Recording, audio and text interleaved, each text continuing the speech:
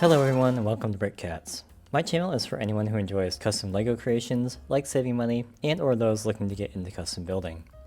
If you're a fan of my channel or are interested in supporting what I do, please consider liking this review, subscribing, or leaving a comment. Each like, subscription, and comment helps others find my channel, and I greatly appreciate your support. Today I'm reviewing designer Caleb Rick's U-Wing from Andor and Rogue One, distributed by BrickVault. If you're interested in building this or any other BrickVault model, you can take 15% off the cost of your order by using my discount code CATS15. The code does stack with sale prices for most items, and BrickVault runs sales fairly frequently, so that can make a good deal even better. Without any substitutions, I was getting 7 stores and $589 without shipping and tax, or about $672 with shipping and tax. In my reviews, I offer my opinions on aesthetics and model features, parts issues you might want to look out for, the build experience, the model's integrity, and I close out with my overall impression and pricing information in a conclusion. If you're watching this review, I assume you have bought the instructions or are interested in buying them. I also assume a basic level of familiarity with Bricklink's ordering system and LEGO nomenclature. I only use genuine LEGO bricks and I always purchase the instructions. Finally, I create these reviews for my own personal enjoyment and in the hopes that my advice will make your experience more enjoyable and or less expensive.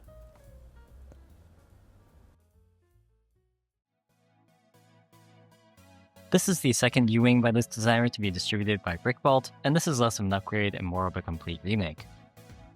In the cruising configuration with the wings forward, the model measures about 29 3/4 inches long, 11.5 inches wide, and is about 4 3/4 inches off the stand, and this increases to a maximum of just under 7 inches on the stand.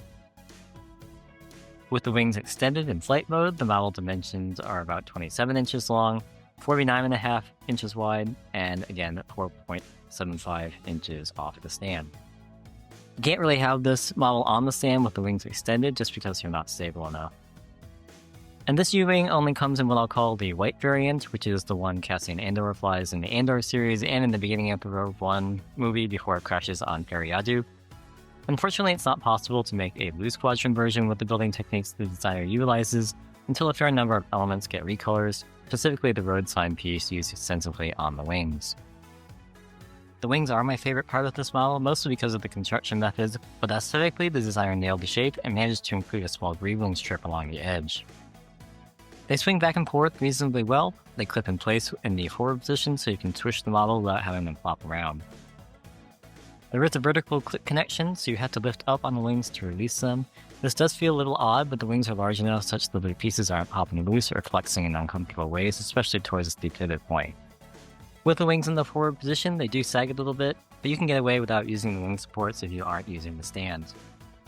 While using the stand, the slight upwards angle helps a bit with the wing sag, and it's a little less noticeable. Of course, with the wings swept back, you need to use the included wing supports that clip into the same bar that secures the wings to the hull of the model when they're in the forward position. And I don't recommend attempting to have the wings swept back without supporting them. I wasn't able to find a good canon graphic from any of the live-action Star Wars material that gives a good shot of the wings swept back, but these screenshots of an ILM reference turntable that showed up on the Star Wars show right before Rogue One's theatrical release indicate that the angle of the wings is greater than what we have in the model. Now this is super nitpicky, and I only know that because I went down this rabbit hole, and this was the best I could find, so if you have another source or have a better picture, please let me know. Moving on, the level of detail in this model is absolutely crazy in places, and the front of the fuselage is one that I really thought the way the angles came together was very impressive. The top of the crew section and the cockpit are all brick built, and the assembly sits on top of the fuselage without a formal connection. I was very glad to see the designer eschewing the UCS X-Wing windscreen in favor of a much more accurate window piece, with some clever panel construction on either side to get the triangular side windows. And the way these sections are built means that it's not easy to swap out the trans black pieces for a different color, such as trans clear. These windows further to the back are opaque. Now this does make it a little difficult to see the pilot minifigures in case that's important to you. The closeness of the pilot and the co-pilot seat is such that it's difficult to fit them both in. And if you're having K2SO as one of the co-pilots, his legs don't fit in there if you're looking to pose him in there. But there is a stud on the seat that you can attach the back stud of K2SO's torso. Behind the cockpit section, there's a nice greebling section which runs into the cooling vents at the rear of the fuselage. The troop bay has plenty of room and the bench in the middle and the round construction at the rear. There's a small Technic arm assembly that allows the doors to clear the hull before sliding it back and forth. It's a little tough to open at first, but once you get the hang of it, it's not too difficult, and there's a plate with a rail to give you a place to pull on. Minifigures can stand mostly straight inside. Helmets and other accessories may make it a little tight, but figures with hair aren't an issue. There are not many studs to connect to, however, and adding a plate to make it easier to mount more minifigures would further cut down on the amount of clearance you have to work with. To either side with the underside window, these two little vent constructions are pretty awesome, and the lateral windows are also built in, a detail I've only ever seen on version 1, and it's much less elegantly implemented then. Landing gear is included and pops out of these sections here and under the bottom engines. The engines are about 7 studs wide, and the building technique allows for these all-color sections.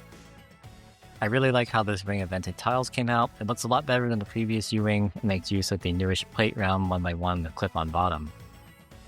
The engine nozzles gradually taper as you move back, with some engine glow represented by translate through round plates. The very sturdy stand is included as a separate instruction set and parts list. It holds the fighter securely at a slight upwards angle with just 2 studs on the bottom of the ship connecting it to the stand, making it easy to get on and off. I'm pretty neutral on the stand and think you could do without it if you're really trying to cut costs, but the ship looks really great mounted on it. Overall, this is easily the most accurate U-Wing I know of in LEGO form. I was hard pressed to find any details the designer didn't even attempt, much less omit, so it's very clear they made good use of a ton of references to create this model.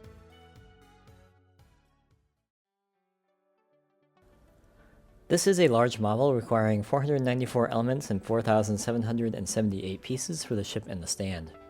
Unfortunately, there's no legal way I know of to make a 4,800 piece model cheap, and there aren't really a whole lot of expensive hidden pieces for which color substitutions will matter. Significant but entirely necessary use of some newer elements somewhat inflates the Bricklink price a bit, but the good news is that Pick-a-Brick Standard has returned to the US market, and while slow, it does present the most economical option for many of the more expensive elements. The 42 plate round 1x1 with clip-on bottom, part 5264 in Pearl Gold can be any color, as these are all hidden. Pearl Gold is actually the most available color on Bricklink right now, but black is likely going to be more useful in the long run until we get this element in more neutral colors. I don't recommend changing the 61 required in black, as those are used in the engines and would be visible behind the vent pieces. The two 9L, one 14L, two 18L, and two 21L hoses are all hidden and can be any color. It's almost certainly going to be less expensive to buy hoses in one size. For example, there are a lot of white 24L hoses available, and then you can cut them down to the size you need. You'd need 5 24L hoses, part 75C24 total, to cover the lengths that you need. There are also sufficiently long hose elements available on Pick-a-Brick.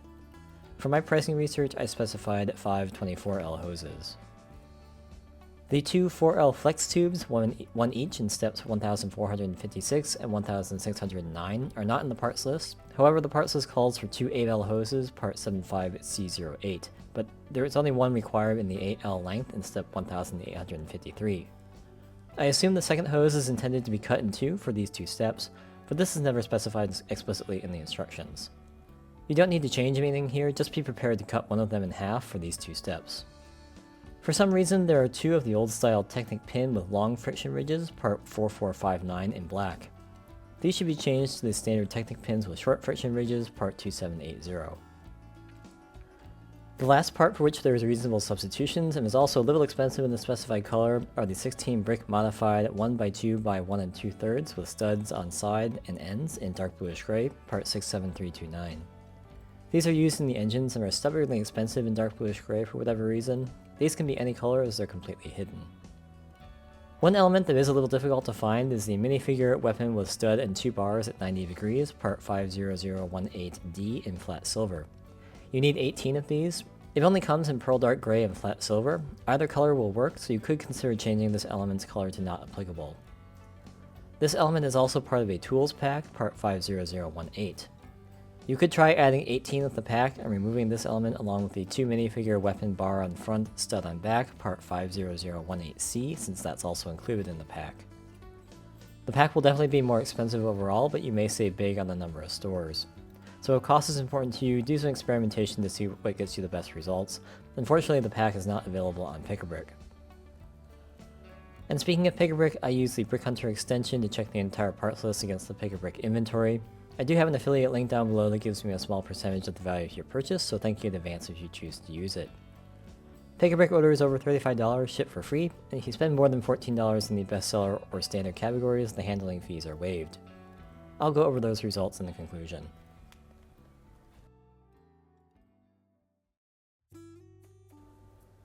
The two instruction sets for this model have a total of 2,784 steps, 2,679 for the model, and 105 for the stand and wing supports. Each part or subassembly added in each step is outlined in red against a light blue background. This color scheme works well as there are hardly any pieces in the model that don't contrast really well with the red. As a result, I didn't have any trouble telling which pieces were being added in a given step. Out of over 2,700 steps, I only flagged 3 with minor errors, all in the instruction set for the fighter itself. In step 1110, you can't tell which way the stud faces or which brick is the modified brick with stud until step 1127, it's the one on top here. In step 1333, the parts box incorrectly lists the hose as a 12L length, but it should be 14L. The parts list only has the 14L hose and not a 12L hose, so if you're confused over this, that's because it's just a typo or something. And as an aside, sliding bricks onto hoses is awful and my fingers may never recover. Lastly, step 1893 is an exact copy of step 1892. In general, the large number of steps combined with the large number of pieces and general complexity level of the build means this does take quite a time commitment. Unscientifically, this definitely took me over 25 hours spread over about 2 weeks, and that's with extensive pre-sorting into major element categories ahead of time. I have to say that this is one of the most interesting and entertaining builds I've ever done. Some of the shapes and constructions really defy belief until you see how they're done, and more than 3 times I took a few seconds just to kind of appreciate how cleverly a section attached or a connection came together. I will say that this level of ingenuity isn't free. The model does extract a couple of costs, and the first is a higher average level of complexity. The instructions contain notes and pointers throughout, and it's mostly clear what you need to do, but executing a particular connection can be challenging, especially if something isn't lined up or fully tightened perfectly. I definitely recommend that only builders with a few complicated custom models under their belt attempt this one. In particular, I wanted to flag 4 instances where extra care will go a long way. And the first is getting the lower front hull to snap into place in steps 1042 and 1043. This was quite an adventure for me. Everything has to line up nearly perfectly, and as I found out the hard way, even a small plate not fully pushed down onto its counterpart can ruin your afternoon. The long subassemblies on either side of the cockpit were challenging just because of their size, as well as having to connect them on perpendicular axes. You had to push down to connect some clips, as well as push the entire thing forward to get a stud to secure. It's tricky to figure out where to apply pressure so the subassemblies don't break apart in the process. Attaching the wing and the rear fuselage to what's constructed of the main fuselage up to that point in step 1803 is challenging, just due to the sheer size of the wings. You may need to find some creative solutions for supporting the tips of the wings while you try to get the stud connections at the rear to line up and secure. And the last specific section I'll highlight is one that I didn't have a rough time with, but I heard from 2 others that did, and I can definitely see how this can be difficult. The cooling vents can be a little finicky, and some of the pieces really like to move around as you're handling the various subassemblies that make up this section. To close the build section out, I did feel at times that there could be more pieces added in a given step, which could probably reduce the number of steps by 10 or 20%. Here are just a few examples, and it's not necessarily a problem, but with this many steps, each additional pause to hit page down adds up over time. The good news is that erring on the side of caution with the number of pieces being added means the instructions are clear about what needs to go where throughout the process.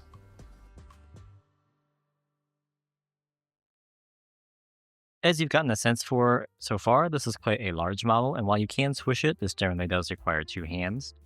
The instructions identify areas where it is safe to hold. I usually pick it up something like this. But I do find this model to be reasonably sturdy in all the places it needs to be.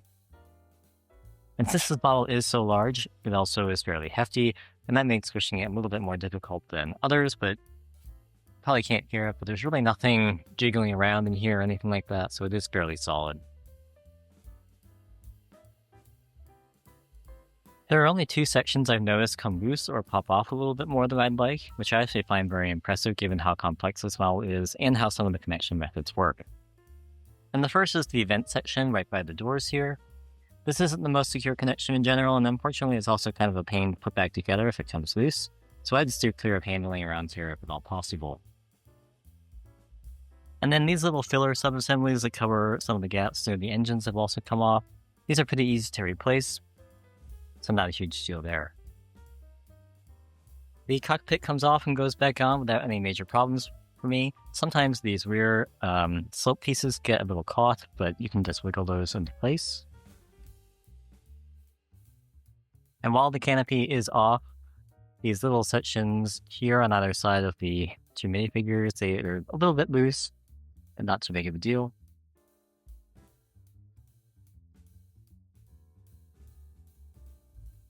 The only other area where you could have something potentially go wrong, aside from the entire model falling down, which would be a disaster, are the engines here, and the risk is just bumping it the wrong way. Luckily, these assemblies are pretty sturdy, and there's a bar and hole connection inside here, so you're going to have to give it a pretty good knock for them to come off. Sometimes I find that these little vent pieces at the end come off as well, but these are obviously very easy to put back. And the display stand is very sturdy, and if you build the bottom of the ship correctly, unlike me, there are two studs that hold the U-wing firmly in place. As a result, it's not going to fall off, and you're more likely to bump the entire thing and have it fall than having the connection come loose by hitting your shelf accidentally or something.